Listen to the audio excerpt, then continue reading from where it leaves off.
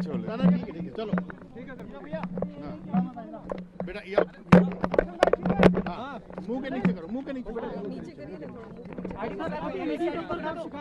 देश की राजधानी दिल्ली में जहां पर ईडी बैठी हुई है, सीबीआई बैठी हुई है, इनकम टैक्स डिपार्टमेंट बैठा हुआ है, देश के प्रधानमंत्री बैठे हुए हैं, गृह मंत्री बैठे हुए हैं और सबसे बड़ी चीज चुनाव आयोग बैठा हुआ है। उनकी नाक के नीचे खुलेआम अरविंद केजरीवाल जी के विधानसभा क्षेत्र में 1100 रुपए वोटर्स को रिश्वत के रूप में दिया जा रहा है। करोड़ों रुपए पूर्व सांसद परवेज वर्मा के घर से बरामद हो सकते हैं अगर ईडी वहां पे छापे मारे। ये अवैध धन है और वो पैसा खुलेआम वोट खरीदने के लिए बांटा जा रहा है दिल्ली के अंदर। आप लोगों ने अपने कैमरे में उन महिलाओं के वीडियो और फोटो कैद किए हैं जिनको 1100 रुपए दिए गए। उसमें प्रधानमंत्री की फोटो लगी हुई है, कार्ड लगा हुआ है, कार्ड है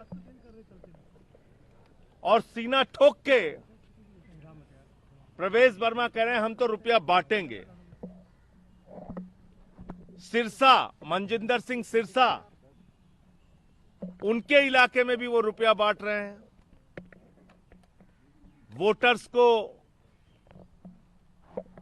लुभाने के लिए, मतदाताओं को लुभाने के लिए पैसे दे रहे हैं, कैश दे रहे हैं।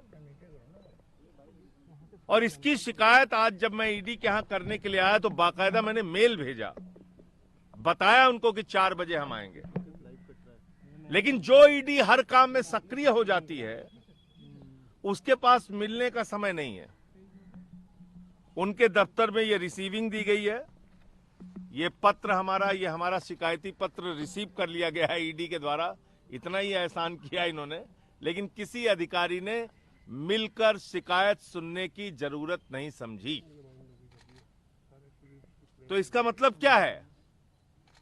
इसका मतलब है कि ईडी सिर्फ और सिर्फ सत्ता पक्ष के कहने पे, प्रधानमंत्री के इशारे पर विधायकों को पकड़ना, मंत्रियों को पकड़ना, मुख्यमंत्री को पकड़ना, सरकारों को गिराना, तोड़फोड़ करना, उसकी एक एजेंसी बन गई है।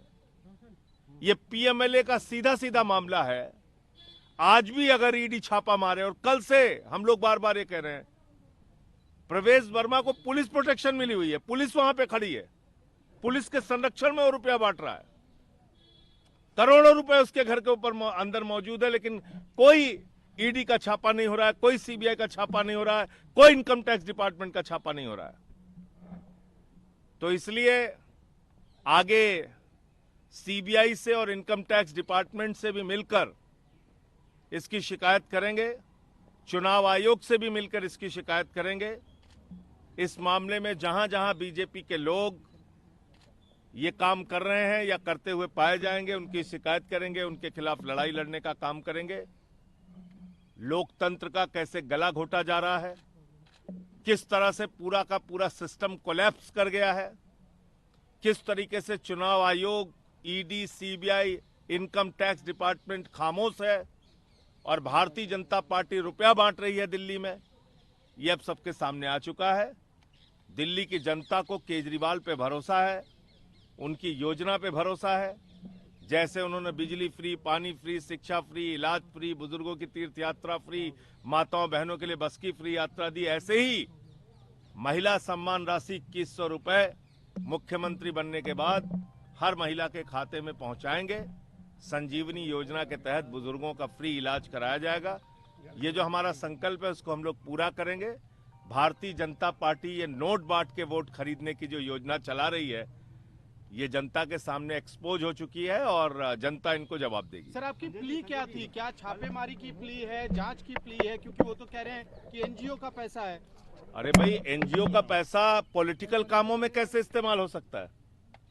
एनजीओ का पैसा प्रधानमंत्री की, मोदी की फोटो लगा के आप बांट रहे हैं? एनजीओ का पैसा आप 10 साल तक सांसद रहे, आज तक तो कभी नहीं बांटा आपने। ये कैसे चुनाव के वक्त में ही बांट रहे हैं आप? ये तो सीधे सीधे एक अवैध धन उनके पास जो करोड़ों रुपए पड़ा है उससे पैसा बांटा जा रहा है। ये सीधे सीधे मनी लॉन्ड्रिंग का मामला है। बाकी इसके जो और कानूनी पक्ष हैं उस पे आगे हम लोग विचार कर रहे हैं। एमसीसी लगा नहीं है तो पैसा बांटने में अगर बांट भी रहा है तो क्या दिक्कत है? उनका ये जवाब है कि देशद्रोही एक जाट के बेटे को कहा है, जाट समुदाय जवाब देगा। हालांकि ये वही प्रवेश वर्मा है, पिछले चुनाव में केजरीवाल को आतंकवादी तक कहा था इन्होंने। देखिए, ये लोग तो गाली गलौज की राजनीति में ही यकीन रखते हैं। उसका जवाब दिल्ली की जनता अपने वोट की ताकत से देगी। Thank you.